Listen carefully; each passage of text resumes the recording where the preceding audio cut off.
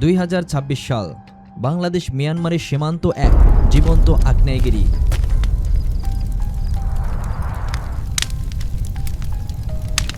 গভীর রাতে যখন টেকনাফ বা বান্দরবনের মানুষ ঘুমাতে যায়, তখন সীমান্তের ওপার থেকে ভেসে আসে বিকট বোমার আওয়াজ। কেঁপে ওঠে এপার বাংলাদেশের ঘরবাড়ি। মাঝে মাঝে মিয়ানমার থেকে ছুটে আসা মর্টার সেল এসে পড়ছে বাংলাদেশের মাটিতে, প্রাণ হারাচ্ছে সাধারণ নাগরিক। মিয়ানমারের দিক থেকে দুটি মর্টার শেল এসে পড়েছে বাংলাদেশের মাটিতে।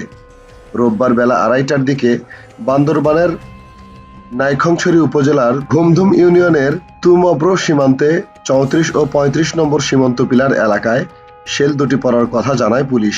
কিন্তু ওপারে আসলে যুদ্ধটা কার সাথে কার? অনেকেই ভাবছেন এটি হয়তো মিয়ানমারের জান্তা সরকারের সাথে রোহিঙ্গাদের লড়াই, কিন্তু না, পর্দার আড়ালে লুকিয়ে আছে সম্পূর্ণ ভিন্ন এবং এক ভয়ঙ্কর সত্য। মিয়ানমারের শক্তিশালী সরকারি বাহিনীকে ধুলোয় মিশিয়ে দিয়ে রাখাইন রাজ্যের একের পর এক শহর ও সামরিক ঘাঁটি দখল করে নিচ্ছে এক রহস্যময়ী বিদ্রোহী গোষ্ঠী, যার নাম আরাকান আর্মি অর্থাৎ AA। মাত্র কয়েক বছরের শূন্য থেকে উঠে এসে এই বাহিনীটি এখন 1 লাখের বেশি জান্তা সেনাকে আত্মসমর্পণ করতে বাধ্য করেছেন। কিন্তু কারা এই আরাকান আর্মি? কিভাবে তারা এত শক্তিশালী হলো? আর তাদের এই একছত্র উত্থান বাংলাদেশের জাতীয় নিরাপত্তার জন্য আশীর্বাদ নাকি এক নতুন টাইম বোমা?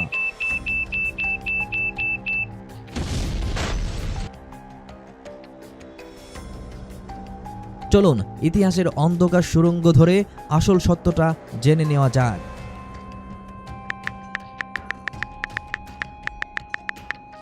এই গল্পের শুরুটা হয়েছিল আজ থেকে প্রায় 17 বছর আগে, 2009 সালের এপ্রিল মাসে। মিয়ানমারের উত্তম প্রান্তের দুর্গম কাচিন রাজ্যের একটি গোপন আস্তানায় জড়ো হয়েছিল মাত্র 26 জন রাখাইন তরুণ। তাদের পকেটে কোনো টাকা ছিল না, হাতে ছিল না কোনো আধুনিক অস্ত্র, কিন্তু তাদের চোখে ছিল এক জ্বলন্ত প্রতিশোধের আগুন।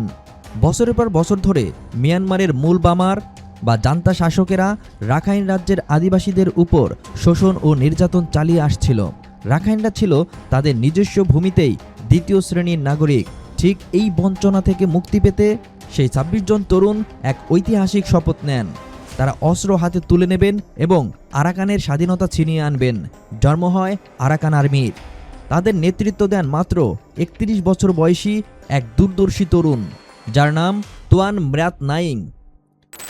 জান্তা সরকারের চোখ ফাঁকি দিয়ে তুয়ান ম্রাত নাইং তার ছোট বাহিনীকে নিয়ে চলে যান কাচিন বিদ্রোহীদের ঘাঁটিতে। সেখানে পাহাড়ের চূড়ায় -ডিগ্রি তাপমাত্রায় তারা শুরু করেন কঠোর সামরিক প্রশিক্ষণ। তারা জানতেন শত্রুর চেয়ে তারা সংখ্যায় অনেক কম, তাই তাদের একমাত্র হাতিয়ার হতে হবে গেরিলা যুদ্ধ কৌশল। কিন্তু প্রশ্ন হলো, মাত্র 26 জন তরুণদের শুরু করা একটা বাহিনী কিভাবে আজকে থাইল্যান্ড, মালয়েশিয়া বা মিয়ানমারের মতো একটি আস্ত দেশের নিয়মিত সেনাবাহিনীকে পরাস্ত করছে? কোথা থেকে আসছে তাদের এই কোটি কোটি টাকার অত্যাধুনিক অস্ত্র, স্যাটেলাইট ফোন আর ড্রোন? আর এখানেই প্রবেশ করে বিশ্ব রাজনীতির চতুর খেলোয়াড় চীন। যদি আপনারা মানচিত্রের দিকে তাকান, তবে দেখতে পাবেন চীনের উইনান প্রদেশ থেকে শুরু করে সরাসরি বঙ্গোপসাগর পর্যন্ত মিয়ানমারের বুক চিরে চলে গেছে চীনের বিলিয়ন ডলারের তেল ও গ্যাস পাইপলাইন। আর এই পাইপলাইনের একটা বড় অংশ পড়েছে রাখাইন এবং কাচিন রাজ্যে। চীন খুব ভালো করেই জানে মিয়ানমারে কার সরকার থাকলো তা বড় কথা নয়, বড় কথা হলো তাদের এই বিলিয়ন ডলারের প্রজেক্টের নিরাপত্তা। ফলে চীন পর্দার আড়াল থেকে মিয়ানমারের বিদ্রোহী গোষ্ঠীগুলোকে, বিশেষ করে ইউনাইটেড স্টেট আর্মি এর মাধ্যমে আরাকান আর্মিকে আধুনিক অস্ত্রের যোগান দিতে শুরু করে। অত্যাধুনিক Chinese rifle, anti tank missile এবং কমার্শিয়াল ড্রোনকে সুইসাইড ড্রোনের রূপান্তরের প্রযুক্তি চলে আসে আরাকান আর্মির হাতে। চীন এক চতুর গেম খেলল। তারা একদিকে জান্তা সরকারকে সমর্থন দিল, অন্যদিকে জান্তা সরকারকে চাপে রাখতে বিদ্রোহী আরাকান আর্মিকে শক্তিশালী করল। 2023 সালের 27শে অক্টোবর মিয়ানমারের ইতিহাসে এই দিনটি বলা হয় অপারেশন 1027।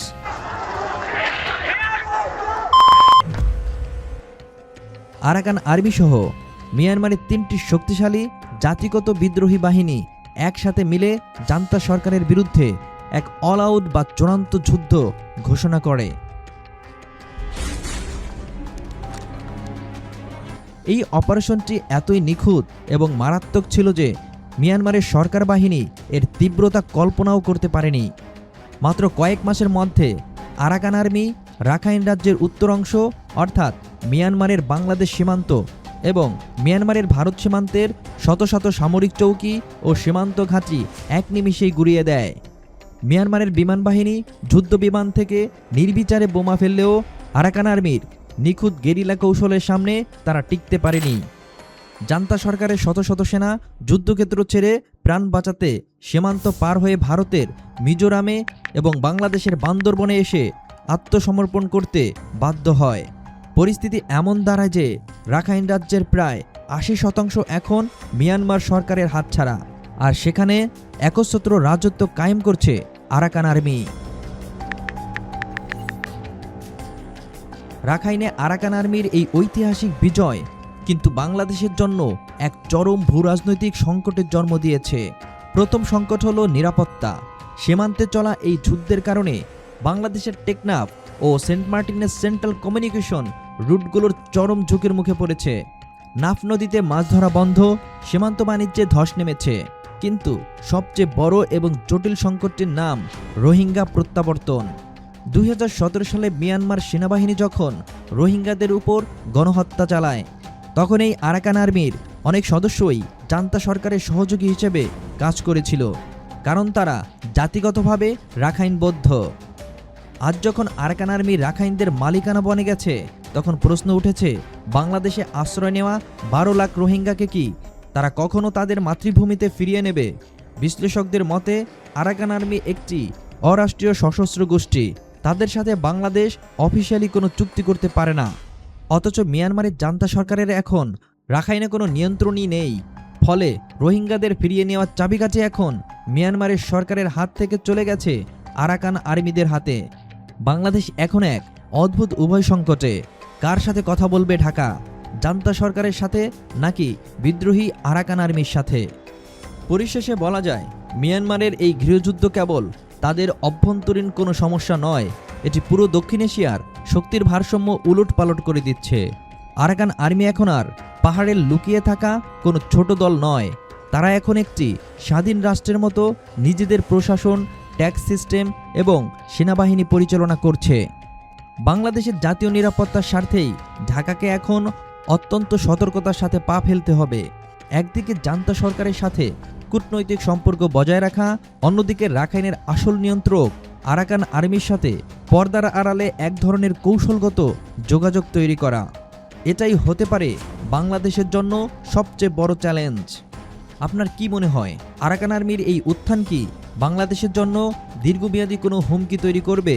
তারা কি কখনো রোহিঙ্গাদের ফিরিয়ে নেবে? কমেন্ট করে আপনার মূল্যবান মতামতটি জানান।